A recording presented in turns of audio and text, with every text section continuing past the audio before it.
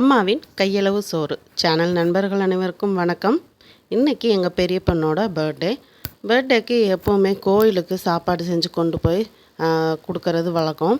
ஆனால் இந்த டைம் என்ன பண்ணாங்க, பாப்பா வந்து ஹாஸ்பிட்டல் போஸ்டிங்கிறதுனால அம்மா ஃப்ரெண்ட்ஸுக்கு சாப்பாடு கொடுக்கணுன்னாங்க. காலையிலேயே ரெடி பண்ணி அவங்க 7 மணிக்கு கிளம்பும் போதெல்லாம் பேக் பண்ணி கொடுத்துட்டோம். என்ன சாப்பாடு பண்ணினேன் அப்படிங்கிறது தான் உங்களோட ஷேர் பண்ணிக்கிறேன். உங்களோட விசேஷம் என் பொண்ணுக்கு தெரிவித்து கமெண்ட் பாக்ஸில் சொல்லுங்கள். நான் இன்றைக்கி கீ ரைஸ் பண்ணுறதுக்காக 1.5 கிலோ பாஸ்மதி அரிசி ஊற வச்சுருக்கிறேன். தக்காளி, பச்சை மிளகா, ரம்ப இலை எடுத்திருக்கேன். நீங்கள் ரம்ப இலை இருந்தால் யூஸ் பண்ணிக்கோங்க, இல்லை அப்படின்னா நீங்கள் மற்ற நம்ம பிரிஞ்சி இலை இதெல்லாம் எடுப்போம் இல்லையா, அந்த மாதிரி எடுத்துக்கலாம். அதாவது எவ்வளோ அளவு என்னங்கிறத நான் தெளிவாக உங்களுக்கு சொல்கிறேன். பட்டை, கிராம்பு, ஏலக்காய், பிரிஞ்சி இலை இதெல்லாம் எடுத்துருக்கிற தாளிக்கிறதுக்காக கூடவே இந்த ரம்ப இலையை சேர்த்து தாளிச்சிடலாம். 1/2 கிலோ அளவுக்கு பெரிய வெங்காயம் நீளமாக கட் பண்ணி வச்சுருக்கிறேன். 300 கிராம் அளவுக்கு நம்மளோட தக்காளி கட் பண்ணி வச்சுருக்கேன். ஒரு 75லேருந்து 100 கிராம் அளவுக்கு பச்சை மிளகா அப்படியே முழுசாக சேர்த்துக்கலாம், காம்பு மட்டும் கிள்ளிட்டு. இப்போது தாளிக்கிறதுக்காக 200 ml நெய்யும் 200 ml தேங்காய் எண்ணெயும் கலந்து தான் செய்ய போகிறோம். நமக்கு ரொம்ப நேரம் ஆனாலும் அந்த வரவரப்பு தன்மை இல்லாமல் சாஃப்டாகவே இருக்கிறதுக்காக நம்ம நெய்யோட தேங்காய் எண்ணெய் சேர்த்து யூஸ் பண்ணணும். தனி தேங்காய் எண்ணெய் யூஸ் பண்ணினீங்கனாலும் ஆறும்போது சாப்பாடு கொஞ்சம் காஞ்சா மாதிரி ஆகிடும். அதனால் நெய் சோறுனால அந்த நெய்யோட ஃப்ளேவர் இல்லாமல் எப்படிங்க, அதனால் நெய் நல்லா சூடாகும் போதே நம்ம தேங்காய் எண்ணெயும் சேர்த்துடலாம். ரெண்டுமே நான் 200 சேர்த்துருக்கிறேன். இப்போ இதெல்லாம் 2 நெய்யும் எண்ணெயும் நல்லா சூடாகட்டும். இப்போ நம்ம எடுத்து வச்ச இன்க்ரீடியன்ட்ஸ் எல்லாம் சேர்த்துடலாம். ஆனால் இந்த தருணத்தை கொடுத்த கடவுளுக்கு நான் எப்போவுமே நன்றி கடனாக இருப்பேங்க.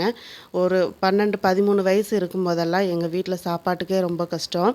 நைட்டு அம்மாவும் நானும் ஒரு பிடி சாப்பாடு இருக்கும், அதில் தண்ணி ஊற்றிட்டு சாப்பிடுவோம். நிறைய நாள் நான் வந்து அம்மாக்கிட்ட சொல்லியிருக்கேன், பசிக்குதுமா, நைட்டு தூக்கம் வர மாட்டேங்குது அப்படின்னு.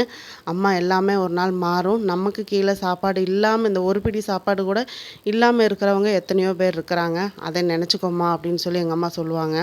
அந்த காலங்கள்லாம் இருக்குது. கல்யாணத்துக்கு அப்புறமும் கூட சில தருணங்களில் நாங்கள் சாப்பாட்டுக்கே ரொம்ப கஷ்டப்பட்டுருக்குறோம்.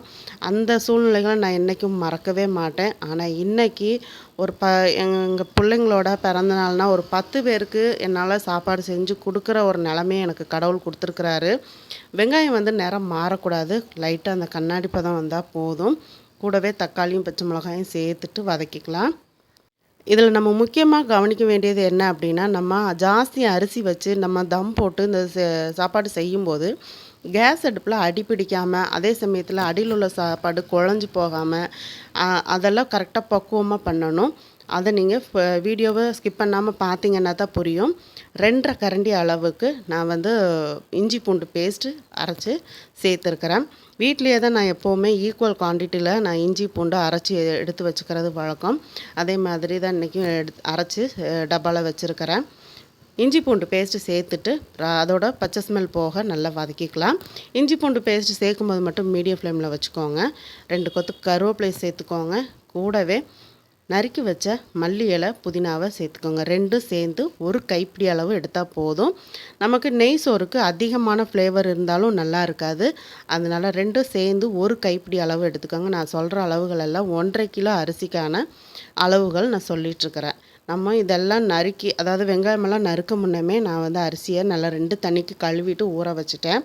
பாஸ்மதி அரிசியை பொறுத்த வரைக்கும் நல்லா ஒரு 1/2 மணி நேரம் ஊறினா மட்டும்தான் அந்த சாஃப்டாக இருக்கும், உடையவும் செய்யாது. நான் இந்த அரிசிக்கு தான் இந்த டம்ளருக்கு தான் அரிசி 6 டம்ளர் அளவுக்கு நான் அளந்து எடுத்துருக்கிறேன். 1.5 கிலோ அரிசிங்கும் போது எனக்கு 6 டம்ளர் கணக்குண்டு. இப்போ 6 டம்ளருக்கு 9 டம்ளர் நம்ம தண்ணி சேர்க்கணும். நான் 8 டம்ளர் தண்ணி சேர்த்துக்கிறேன். வீடியோவை ஸ்கிப் பண்ணாமல் பாருங்கள். மீதி 1 டம்ளருக்கு நான் என்ன பண்ணுறேன்னு, 8 டம்ளர் தண்ணி இந்த மாதிரி அளந்து ஊற்றியாச்சு. இப்போ இந்த மீதி இருக்கிற 1 டம்ளருக்கு சூடாக்குனா பால் சேர்த்துக்கலாம்.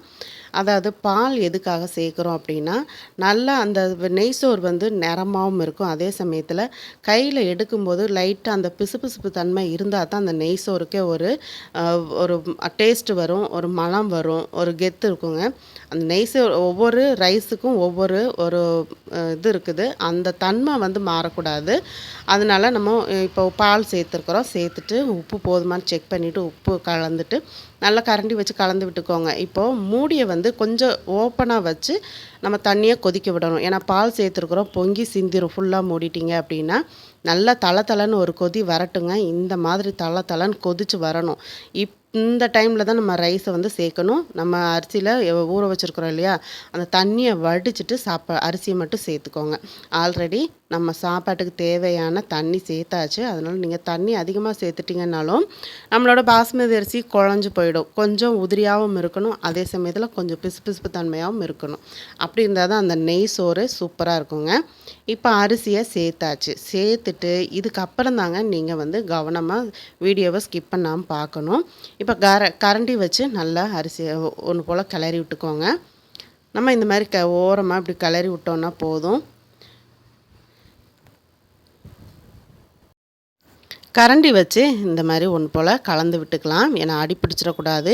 இப்போவும் கூட நீங்கள் லைட்டாக உப்பு செக் பண்ணி பார்த்துக்கிறது நல்லது. இப்போது உப்பு செக் பண்ணி பார்த்துட்டு எனக்கு உப்பு கரெக்டாக இருக்குதுங்க. இதில் ஒரு எலுமிச்சை பழத்தோட சாறு விதைகளை நீக்கிட்டு சேர்த்துருக்குறேன். சேர்த்துட்டு நல்லா கலந்து விட்டுக்கோங்க.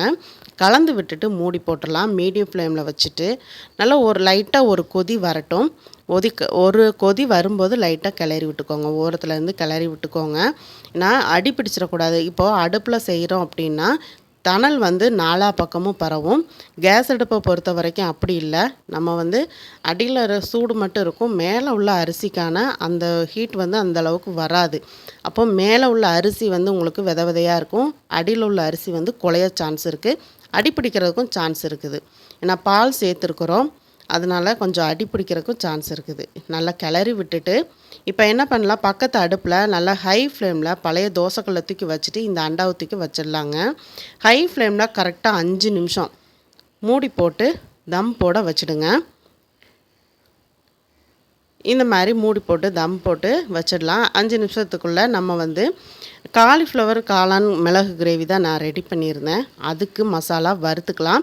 இதோட தொடர்ச்சி அடுத்த வீடியோவில் வருங்க. நான் வந்து ஒரு 8 ஸ்பூன் அளவுக்கு கொத்தமல்லி சேர்த்துக்கிறேன். நாட்டு கொத்தமல்லியாக எடுத்துக்கோங்க. எப்போவுமே நம்ம சமையலில் நாட்டு கொத்தமல்லி யூஸ் பண்ணுறது தான் ரொம்ப ஃப்ளேவராகவும் இருக்கும், நல்லதாகவும் இருக்கும். 2 ஸ்பூன் அளவுக்கு சோம்பு, 1 ஸ்பூன் அளவுக்கு சீரகம், மிளகு வந்து 2 ஸ்பூன் அளவுக்கு அப்படியே சேர்த்துட்றேன். லாஸ்ட்டில் 2 ஸ்பூன் அளவுக்கு பொடி பண்ண மிளகு தூள் சேர்க்கணும். அதனால நான் மிளகு இப்போ 2 ஸ்பூன் மட்டும் சேர்த்துக்கிறேன். கருவேப்பிலை கொஞ்சம் சேர்த்துக்கோங்க. கலருக்காக காஷ்மீரி சில்லி 4 சேர்த்துருக்கிறேன். பட்டை, கிராம்பு, ஏலக்காய் இதெல்லாம் சின்ன துண்டாக சேர்த்துக்கோங்க. ஸ்பைசஸ் அதிகமாக சேர்த்துட்டோன்னா ஒரு மாதிரி காரம் அடிக்க ஆரம்பிச்சிடும். வறுத்த நிலக்கடலை 4 ஸ்பூன் அளவுக்கு சேர்த்துக்கோங்க. சேர்த்துட்டு நல்லா மணம் வர்ற அளவுக்கு மீடியம் ஃப்ளேமில் வச்சு வறுத்துக்கலாம். இது வறுபட்டுட்டு இருக்கும்போதே நமக்கு அங்கே பக்கத்தில் சாப்பாடும் ரெடி ஆகிட்டுருக்குது. இப்போ நல்லா இது வறுபட்டுருச்சு. அடுப்பு ஆஃப் பண்ணிட்டு ஆறுனதுக்கப்புறம் நல்லா பொடி பண்ணி எடுத்துக்கணும். நைஸாக பொடி பண்ணி எடுத்துக்கணுங்க. இப்போ பக்கத்து அடுப்பை நம்ம பார்த்துடலாம்.